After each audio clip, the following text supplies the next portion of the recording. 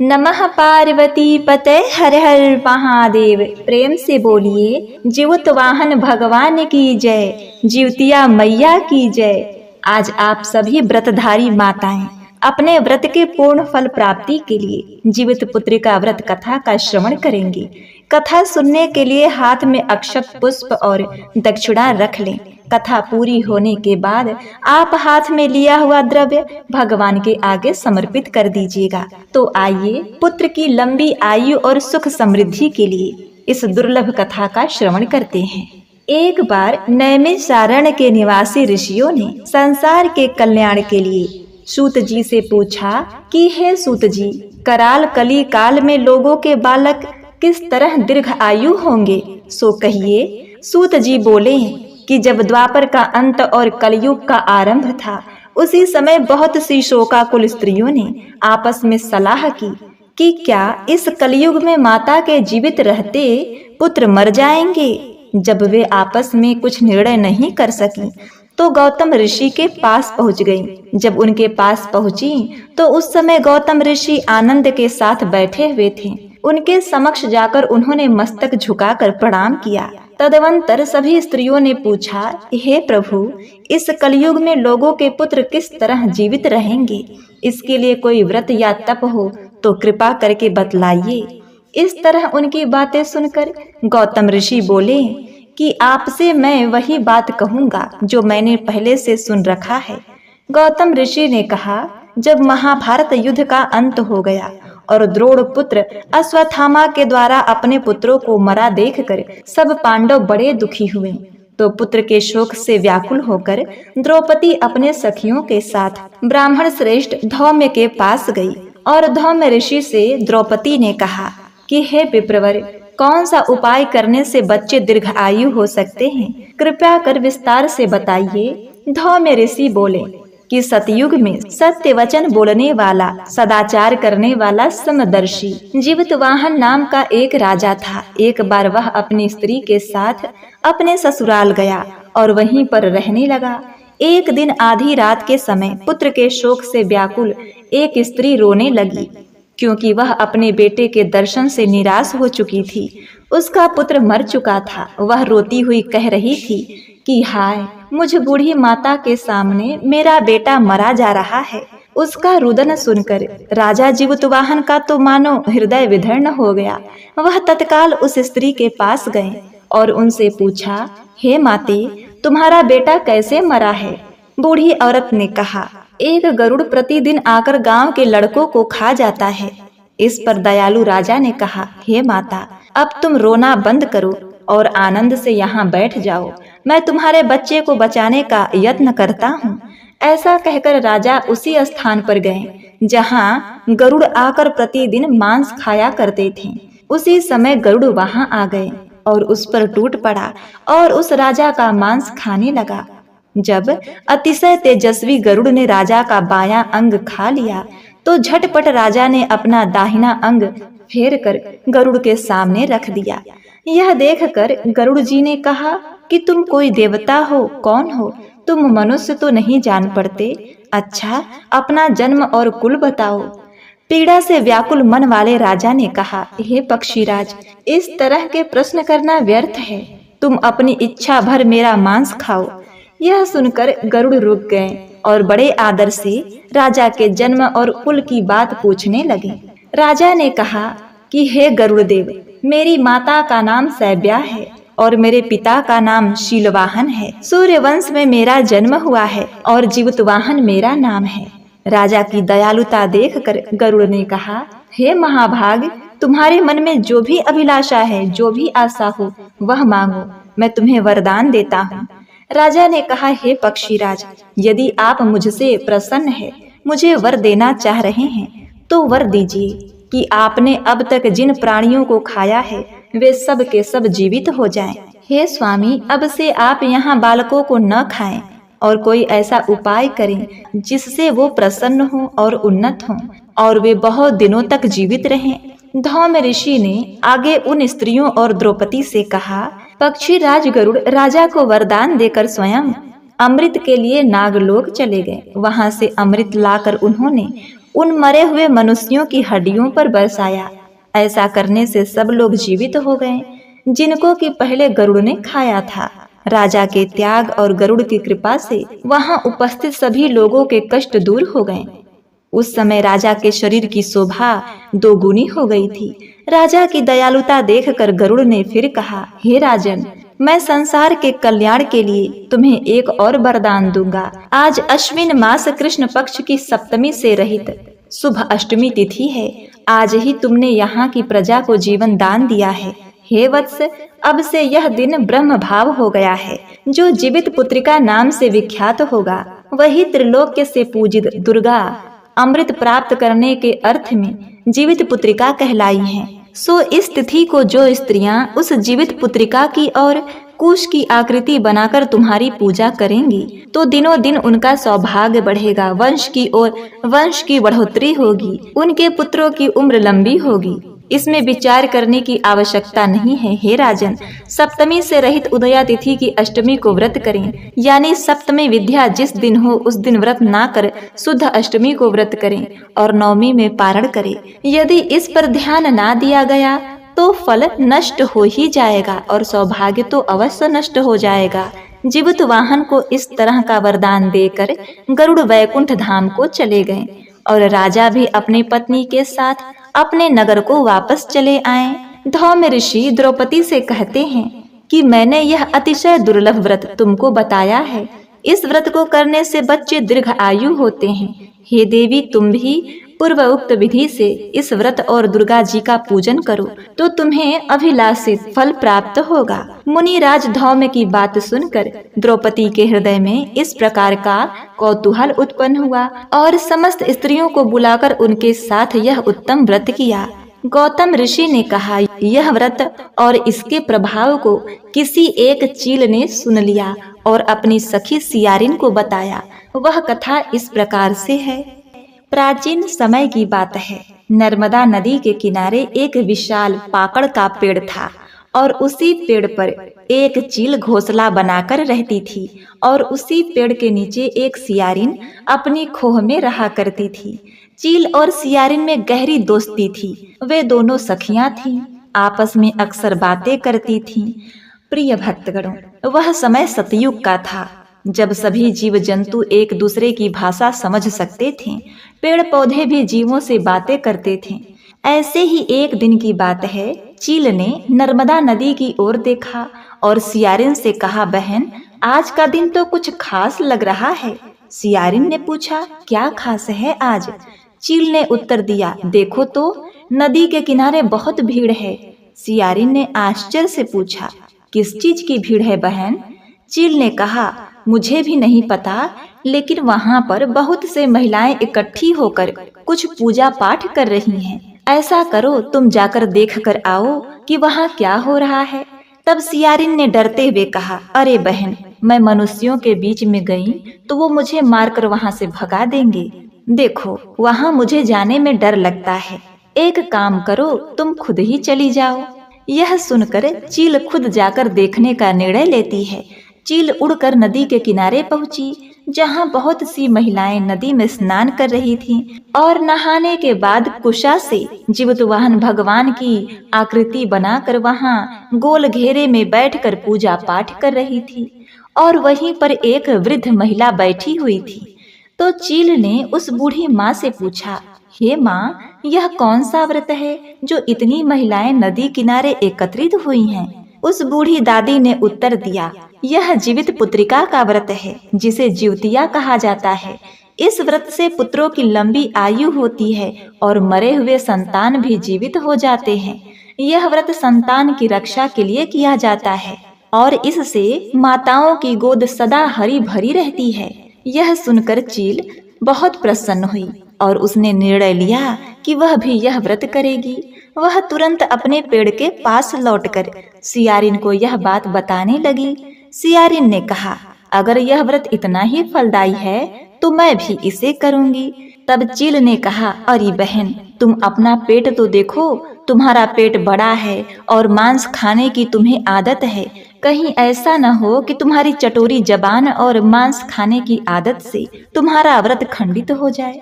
सियारिन ने विश्वास दिलाया, अरे नहीं बहन, कुछ नहीं होगा। मैं उस दिन कुछ खाऊंगी पीऊंगी नहीं, मेरा विश्वास करो, मैं इस व्रत को अच्छे से कर लूंगी। इसके बाद चील रानी ने गंगा स्नान किया, व्रत रखा और अपने घोंसले में आकर बैठ गई। दूसरी ओर सियारिन ने इधर उधर घूमकर मांस खाया, हड्डियां खाई और वापस पानी पीकर अपने खोह में बिल में चली गई। रात बीत गई और जब सुबह हुई तो दोनों ने गंगा में स्नान किया और पूरा दिन उपवास रखा। शाम को सभी औरतें पूजन कर रही थीं और चिल और सियारिन छिपकर कथा सुनने लगी। पंडित जी कथा सुना रहे थे और चील रानी आनंदित होकर कथा का पूरा रस ले रही थी, परंतु सियारिन कहानी के बीच में ही सो गई और पूरी कथा नहीं सुन पाई। जब कथा समाप्त हुई तो चील अपने घोंसले में लौट आई और सियारिन भी अपने खोह में लौट गई। अब उसी दिन पास के ही एक गांव में एक व्यापारी की मौत हो गई और वहां के लोग उसे अंतिम संस्कार के लिए शमशान घाट लेकर आए और उसके शव का अंतिम संस्कार किया। अब इधर उस आधे जले हुए शव की महक से सियारिन ललचाने लगी। सोचने लगी, आज तो मांस का अच्छा भोजन मिलेगा। इस तरह दिन भर की भूखी सियारिन मांस खाने की योजना बनाने लगी। सियारिन ने चील से कहा, चील बहन क्या कर रही हो? चील ने उत्तर दिया, बस अपने बच्चों के पास बैठी हूँ और भगवान की लीला देख रही हूँ। कुछ देर बाद सियारिन ने फिर पूछा, चील बहन सो गई क्या? चील ने फिर उत्तर दिया, नहीं बहन, भगवान का ध्यान कर रही हूँ। सियारिन ने चौथी बार फिर पूछा, चील बहन सो गई या जागी हो? पर चील कोई उत्तर नहीं दी और चुपचाप वह अपने घोंसले में पड़ी रही। सियारिन ने सोचा कि चील अब सो चुकी है। वह चुपके से अपने मांद से बाहर निकली, शमशान घाट की ओर चली गई, जहां उसने आधे जले हुए शव को खा लिया और कुछ हड्डी साथ ले आई और उसे भी चोरी छिपे मांद में बैठकर खाने लगी। कट-कट की आवाज सुनकर चील ने कहा, अरे सियारिन बहन, तुम क्या खा रही हो? ये कट-कट की आवाज कहाँ से आ रही है? तब सियारिन ने झूठ बोल दिया और कहा, अरे नहीं बहन, वो क्या है ना कि आज मैं भूखी प्यासी हूँ, इसी कारण मेरे शरीर की हड्डियां बोल रही हैं। जब जब करवट बदल रही हूँ तब तब मेरी हड्डी कट-कट बोल रही है। प्रिय भक्तगणों, अब चील ने सियारिन के बात पर विश्वास कर लिया और सुबह होने का इंतजार करने लगी। सुबह होते ही सियारिन और चील दोनों ने गंगा में स्नान किया। स्नान के बाद सियारिन फिर से शमशान घाट पर जाकर बचा हुआ मांस खाकर चली आई और दूसरी ओर चील ने पूर्ण नियमों का पालन करते हुए ग्वाले के गौशाला में जाकर दूध मांगा। ग्वाला पलाश के पत्ते से बने दोने में दूध लेकर आया, जिससे चील ने अपना व्रत खोला। इसके बाद वह नदी किनारे गई, जहां महिलाओं ने जितिया का व्रत किया था। वहीं पर कुछ प्रसाद गिरा हुआ था, जिसे चील अपनी चोंच में उठाकर अपने घोंसले में ले आई और वह अपने बच्चों के साथ उसी प्रसाद को आराम से खाती पीती है। अब इसी तरह समय बीतता गया। कई वर्ष इसी प्रकार बीत गए। जब भी जितिया का व्रत आता, चील और सियारिन दोनों सखियां व्रत रखती। हर बार चील अपने व्रत को सही नियम और विधि विधान से करती, लेकिन सियारिन हर बार व्रत को खंडित कर देती, जिससे सियारिन के बच्चे अल्प आयु हुए और चील के बच्चे दीर्घ आयु हुए। समय बीतने लगा और अंत समय आने पर दोनों ने अपने प्राण त्याग दिए और उन दोनों का पुनर्जन्म हुआ। दोनों ने एक व्यापारी के घर में जुड़वा बहनों के रूप में जन्म लिया। सियारिन का नाम शीलावती और चील का नाम कपूरावती रखा गया। शीलावती बड़ी थी और कपूरावती छोटी। समय के साथ दोनों बड़ी हुई और उनके पिता ने उनके विवाह के लिए वर खोजने शुरू कर दिए। शीलावती का विवाह एक राजा के बेटे से तय हो गया और कपूरावती का विवाह मंत्री के बेटे से। इस प्रकार दोनों का विवाह विधि पूर्वक हो गया और वे दोनों अपने अपने ससुराल रहने लगी। कुछ समय बाद कपूरावती, जो कि चील थी, एक पुत्र को जन्म देती है और उधर शीलावती, जो कि सियारिन थी, उसने भी एक संतान को जन्म दिया, पर उसकी संतान की मृत्यु हो गई। अब इधर कपूरावती के 7 पुत्र हो गए और उनकी आयु लंबी हुई। लेकिन शीलावती जो सियारिन थी, उसकी सभी संतानों की एक एक करके मृत्यु होती गई। जितनी बार वह पुत्रों को जन्म देती, उतनी बार उसके संतान मर जाते। इससे शीलावती बहुत ही दुखी रहने लगी और शीलावती अपनी बहन कपूरावती के 7 पुत्रों को देखकर बहुत जला करती थी, उससे ईर्ष्या होती थी। अब एक दिन शीलावती ने जलन में आकर कपूरावती के 7 बच्चों को मारने की साजिश रची। उसने सिपाहियों से कहा, कपूरावती के 7 पुत्रों को नदी में डुबाकर मार डालो। तो सिपाहियों ने कपूरावती के सारे पुत्रों को नदी में डुबोकर मार डाला, लेकिन जितिया व्रत की कृपा से वे सभी पुत्र जीवित हो गए। शीलावती ने कई बार कोशिश की, पर हर बार कपूरावती के पुत्र मरने से बच जाते और वे जीवित हो जाते।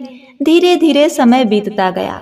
एक दिन शीलावती ने क्रोध में आकर शीलावती अपने पति के पास गई और कहा, हे महाराज, यदि आप मेरी बातें नहीं मानेंगे, मेरे अनुसार नहीं चलेंगे, तो मैं अपनी प्राण त्याग दूंगी। तो शीलावती के पति ने कहा कि वह उसकी बात जरूर मानेगा। तो शीलावती ने कहा, मेरी बहन के 7 पुत्रों को मारकर उसके सिर मुझे दे दीजिए, तभी मैं अन्न जल ग्रहण करूंगी, नहीं तो मैं प्राण त्याग दूंगी। राजा ने सोचा, हे भगवान, यह कैसी माँ बन गई है जो दूसरों के बच्चों को मारना चाहती है। फिर भी राजा ने वचन पूरा करने के लिए कपूरावती के 7 बच्चों को जंगल में ले जाकर मार डाला और उसके सिर काटकर शीलावती अपनी पत्नी को दे दिए। शीलावती ने उन सिरों को पिटारी में बंद कर अलग अलग मोहरे बनवाए और कपूरावती के पास भिजवा दिए। तो कपूरावती नौकरों को कहती है, हे भाई, मेरे घर में जाकर रख दो। लेकिन कपूरावती ने उसे हाथ भी नहीं लगाया। उस दिन अश्विन माह कृष्ण पक्ष की सप्तमी तिथि थी और उस दिन जितिया व्रत के नहाए खाए का दिन था। अगले दिन अष्टमी को उसने उपवास रखा और अपने बच्चे की राह देखती रही, लेकिन उसके बेटे अभी तक घर लौटकर नहीं आए। उसने बहुत इंतजार किया। अष्टमी का दिन भी बीत गया। उस दिन बेचारी उपवास रखी, लेकिन उसके बेटे नहीं आए। कपूरावती बार बार अपने बेटों के बारे में सोच रही थी। बहुत रोई और चिंता करती रही, विलाप करती रही। उधर भगवान शंकर, भगवान ब्रह्मा और विष्णु जी विचार करने लगे कि जीवतवाहन को क्या हो गया है। उनके भक्तों पर इतना संकट आ गया है और अपने भक्तों के लिए वे कुछ नहीं कर रहे हैं। अगर यह संकट आज नहीं टला और अगर कपूरावती के पुत्र जीवित नहीं हुए, तो क्या कोई माँ फिर भक्ति पूर्वक इस व्रत को करेगी? यह तो अनर्थ हो जाएगा। तब तीनों भगवान जीवतवाहन भगवान के पास गए और इधर जीवतवाहन ध्यान में लीन थे। तीनों परमेश्वर ने उन्हें ध्यान से जगाया और कहा, जीवतवाहन, देखिए पृथ्वी पर आपके भक्त के साथ क्या हो रहा है। आपके भक्त के साथ अन्याय हो रहा है। जीवतवाहन तुरंत चले गए और कपूरावती के घर जाकर उसके संदूक में रखे हुए 7 सिर को ले आए और उस सिरों को जंगल में ले जाकर उसके धड़ से जोड़ दिए और उन पर अमृत जल छिड़क दिए, जिससे 7 पुत्र जीवित हो गए। 7 पुत्रों को जीवित करने के बाद भगवान जीवतवाहन स्वयं उन सबको घोड़े पर बैठा करके कपूरावती के घर ले आए। कपूरावती बहुत चिंतित थी और शाम का समय हो गया था। तभी उसके घर के दरवाजे पर आहट हुई। उसने दौड़कर दरवाजा खोला तो उसने देखा कि उसके सभी बेटे लौट आए हैं। तो बेटों ने बताया कि उन्हें राजा साहब वन में छोड़ गए थे, लेकिन अब वह लौट आए हैं। यह सुनकर कपूरावती बहुत प्रसन्न हुई और अपने पुत्रों को घर के अंदर ले आई। सुबह होते ही उसने स्नान किया और अपने पुत्रों को भी स्नान कराया। जीवतवाहन की पूजा करके और व्रत का पारण किया। उसने सोचा कि उसकी बहन ने उसके लिए क्या भेजा है। जब उसने संदूक खोलकर देखा तो उसमें सोने के गहने और हीरे जवाहरात थे। कपूरावती ने वे गहने पहन लिए। इधर शीलावती बार बार सैनिकों को भेज रही थी, यह देखने के लिए कि कपूरावती कब रोएगी। तब सैनिक आए तो उन्होंने देखा कि कपूरावती और उसके परिवार के सदस्य प्रसाद खा रहे थे, खुश थे। यह देखकर सैनिकों ने आकर रानी से कहा कि कोई नहीं रो रहा है, सब हंसी खुशी प्रसाद खा रहे हैं। और कपूरावती सोने के आभूषण पहनी हुई है। यह सुनकर शीलावती हैरान रह गई। उसने सोचा, मैंने उसके बेटे को मरवा दिया, फिर भी वह क्यों नहीं रो रही। अब शीलावती जो रानी थी वह खुद जाकर देखने का फैसला करती है। जब वहां पहुंची तो उसने देखा कि कपूरावती के 7 बेटे प्रसाद खा रहे थे। कपूरावती हीरे जवाहरत के गहने पहने हुए खड़ी थी।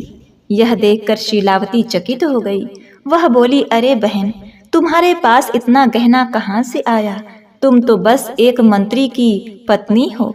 कपूरावती ने कहा, अरे बहन, यह सब तुम्ही ने तो भेजा था। तुम्हारे दिए हुए गहने ही तो हैं, इससे ही तो मैंने पहने हैं। यह सब भगवान जीवितवाहन की कृपा है। और रानी ने कपूरावती से क्षमा मांगते हुए पूछा, बहन, तुम कौन सा व्रत करती हो, मुझे भी बताओ। कपूरावती ने कहा, बहन, अपने पूर्व जन्मों की याद करो। तुम पूर्व जन्म में एक सियारिन थी और मैं एक चील थी। हम दोनों ने गंगा में समाधि ली थी और अपने प्राण त्याग दिए थे। और हमने उस जन्म में जीतिया का व्रत किया था। शायद तुमने जीतिया का व्रत खंडित कर दिया है, इसीलिए तुम्हारे कोई भी बच्चे जीवित नहीं रहते। और मैंने जीतिया का व्रत विधि विधान से किया था, इसीलिए मेरे बच्चे दीर्घ आयु हैं और उनकी हमेशा जीवितवाहन भगवान रक्षा करते हैं। तुमने व्रत खंडित किया था, मैंने व्रत पूरी श्रद्धा से निभाया था और यही कारण है कि मेरे पुत्रों की आयु लंबी है। शीलावती ने कहा, बहन, मुझे भी इस व्रत की विधि बताओ। कपूरावती ने बताया, हम कुशा की आकृति बनाते हैं, जीवितवाहन की पूजा करते हैं, फल फूल नैवेद्य और दीपक अर्पित करते हैं, पूरे दिन और पूरे रात निराहार रहते हैं और किसी भी प्रकार का अन्न जल नहीं ग्रहण करते। इसी वजह से मेरे पुत्र मरकर भी जीवित हो गए। शीलावती ने कहा, ठीक है बहन, मैं भी यह व्रत करूंगी। समय बीतने पर जब अश्विन मास आया तो दोनों बहनों ने गंगा में स्नान किया और नियम अनुसार व्रत रखा। व्रत वाले दिन पूजा करते समय उन्होंने जीतिया व्रत की कथा सुनी। अब इसी प्रकार धीरे धीरे समय बीतने लगा। शीलावती को भी संतान प्राप्त हुई और उसकी संतान जीवित रही। कपूरावती को भी एक और पुत्र हुआ और सब संतानें जीवित रहीं। कपूरावती के 8 पुत्र हुए, शीलावती के 2 पुत्र। दोनों ही संतानें लंबी आयु प्राप्त कर अपने माता पिता की मान प्रतिष्ठा को आगे बढ़ाने लगे। तो प्रेम से बोलिए, जीवितवाहन भगवान की जय, जीतिया माई की जय। हे जीवितवाहन भगवान, हे जीतिया माई, इस कथा को कहते सुनते हुंकारा भरते आप अपने सभी भक्तों का कल्याण करना, सभी व्रती माताओं की गोद हरी भरी रखना। जय हो जीतिया माई। तो आप सुनिए जीवित पुत्रिका व्रत की सुखिया और दुखिया की कहानी। 2 बहनें थीं, एक का नाम था सुखिया और दूसरी का नाम था दुखिया। दोनों के नाम की तरह ही इन दोनों का भाग्य भी था। सुखिया अमीर थी और हमेशा सुखी रहती थी और दुखिया के नाम के मुताबिक वह गरीब थी, वह बहुत ही दुखी रहती थी। दोनों बहनों की शादी एक ही गांव में हुई थी। सुखिया के घर में दुखिया काम किया करती थी, साफ सफाई करना, खाना बनाना, और जो खाना बच जाता सुखिया वो खाना दुखिया को दे दिया करती थी। इस तरह से दुखिया का घर चल रहा था। समय बीतता गया। दोनों बहनों के 2 पुत्र थे, यानी सुखिया के 2 पुत्र और दुखिया के 2 पुत्र। जब जीतिया का व्रत आया तो हमेशा की तरह दोनों बहनों ने जीवित पुत्रिका का व्रत रखा। उस दिन दुखिया सुखिया के घर में काम करने गई। व्रत के दिन दुखिया ने सुखिया के घर चावल को फटकारा और साफ किया, जिससे जो खुद्दी निकली उसे अपने पास रख ली और साफ चावल को सुखिया को दे दिया। फिर उसने साग चुना, पत्तियों को डंठल से अलग किया। यहाँ पर भी बढ़िया वाला साग उसने सुखिया के लिए रख दिया और जो बची हुई डंठल थी उसने अपने लिए रख ली। और अब दुखिया सुखिया के घर खाना बनाकर अपने घर चावल की खुद्दी और साग का डंठल लेकर आ गई और इसी चावल की खुद्दी और साग की डंठल से खाना बनाकर उसने अपने बच्चों को खिला दिया और खुद भी खाया। इसके बाद दुखिया सोने चली गई। आधी रात हो गई थी और एक बूढ़े बाबा आए और उसके घर का दरवाजा खटखटाने लगे। तो दुखिया ने पूछा, कौन है, आप कौन हो? तब बूढ़े बाबा ने कहा, बेटा मैं हूँ। दुखिया ने उठकर दरवाजा खोला और कहा, बाबा आपको क्या चाहिए? आप इतनी रात यहाँ किसके लिए आए हैं? तब बूढ़े बाबा ने कहा, बेटी मुझे बहुत भूख लगी है, कुछ खाने को दे दो। दुखिया ने उस बूढ़े बाबा को घर के अंदर ले आई और कहा, हम लोग बहुत ही गरीब हैं बाबा, आज मैंने खुद्दी का चावल और साग का डंठल बनाया है, क्या आप उसे खाएंगे? तो बूढ़े बाबा ने कहा, हाँ बेटी, क्यों नहीं खाऊंगा, मुझे भूख लगी है, मैं वही खा लूंगा। दुखिया उस बूढ़े बाबा को खाने को देती है तो बूढ़े बाबा खाना खाने के बाद कहते हैं, बेटी मुझे अच्छे से कुछ दिखाई नहीं देता, इसीलिए मैं इतनी रात के अंधेरे में अपने घर कैसे जाऊंगा। दुखिया ने कहा, कोई बात नहीं बाबा, आप यहीं पर सो जाइए और सुबह होने पर अपने घर चले जाना। तब बूढ़े बाबा रात में ही दुखिया के घर सो गए। बूढ़े बाबा थोड़ी देर बाद उठकर बोले, हे बेटी, मुझे दीर्घ संका पैखाना लगा है, कहाँ जाऊं?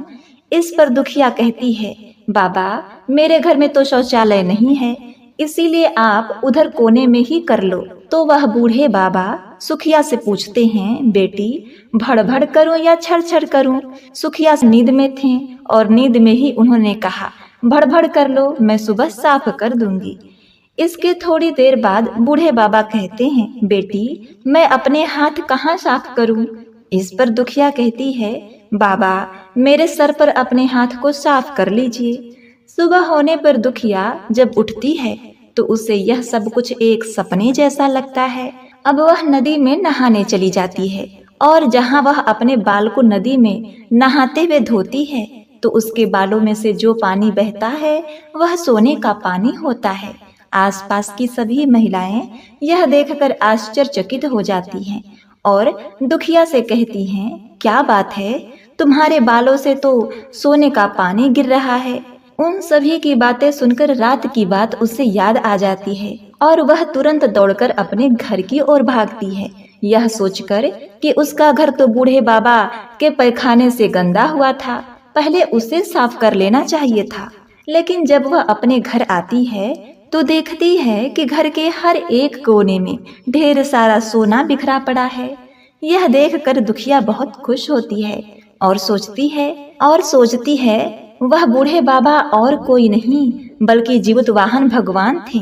जीवतवाहन भगवान की ही कृपा मेरे ऊपर हुई है, जो बूढ़े के रूप में मेरे घर आए थे और इतना सारा आशीर्वाद देकर गए।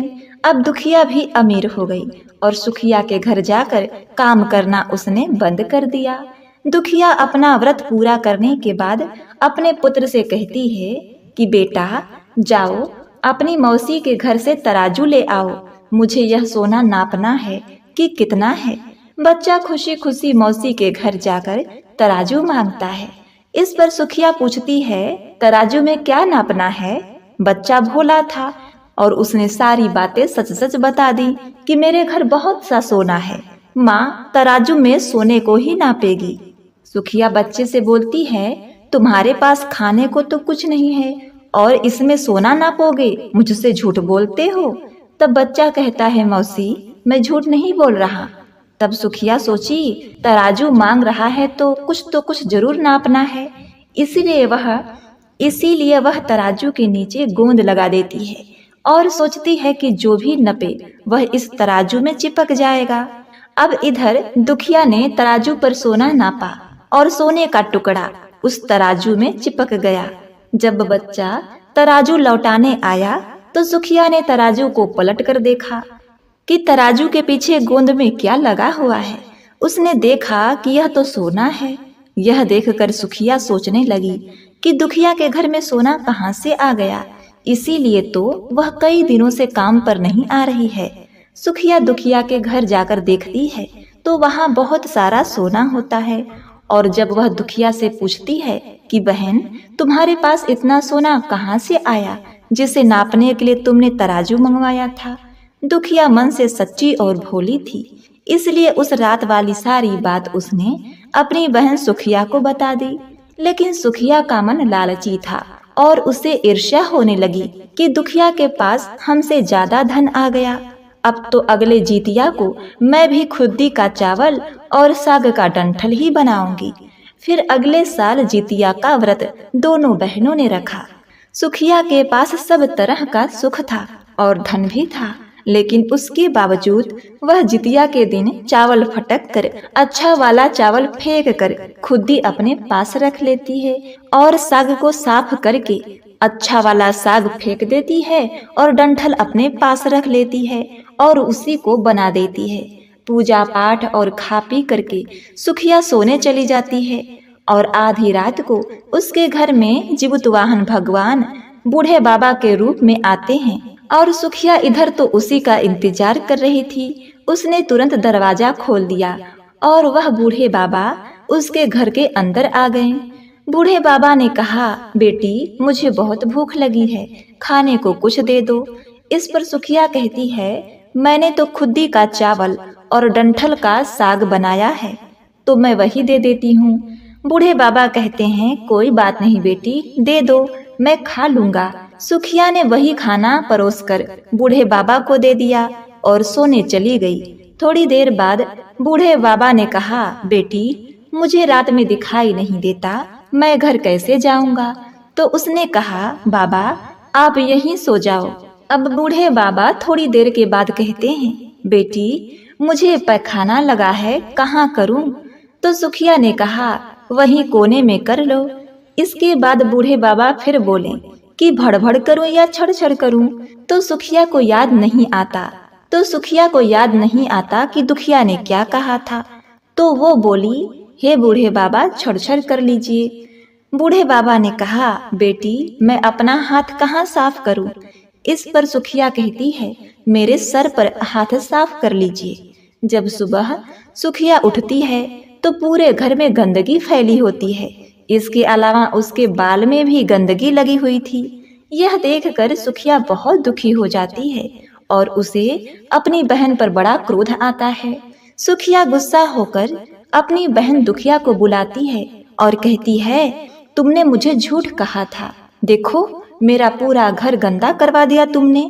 तो दुखिया बोली, तुमने क्या कहा था, भड़भड़ या छर छर? तो सुखिया ने बताया, मैंने तो छर छर बोला था।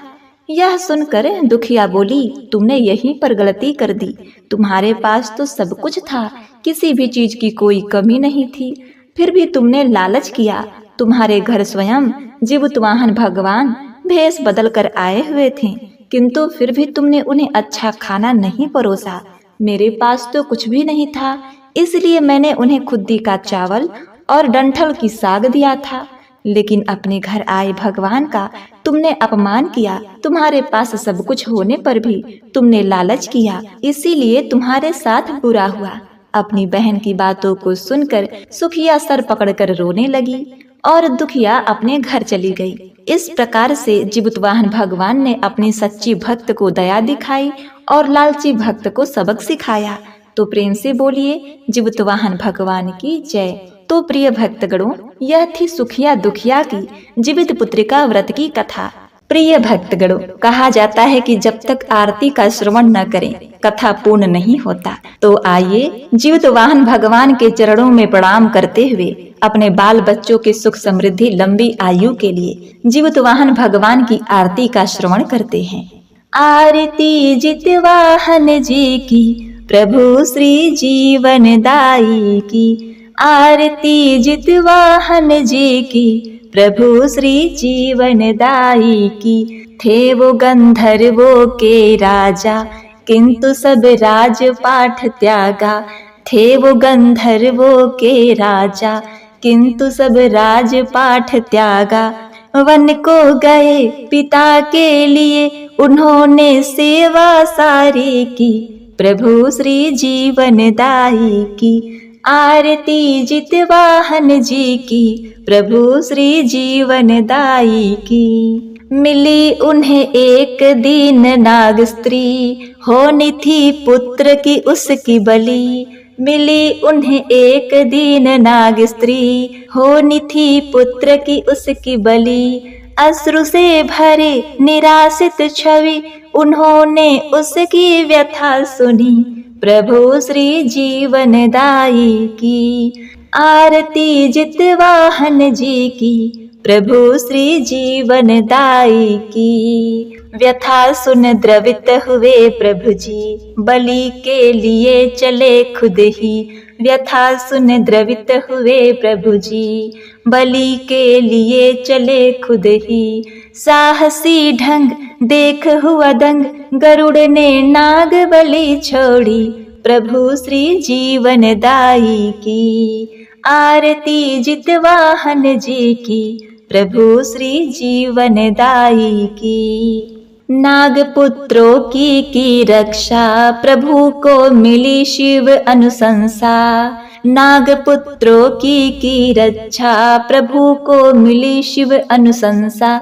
जो जितिया करे जिमुत को पूजे, सुखी रहे उनकी संतति, प्रभु श्री जीवन दाई की।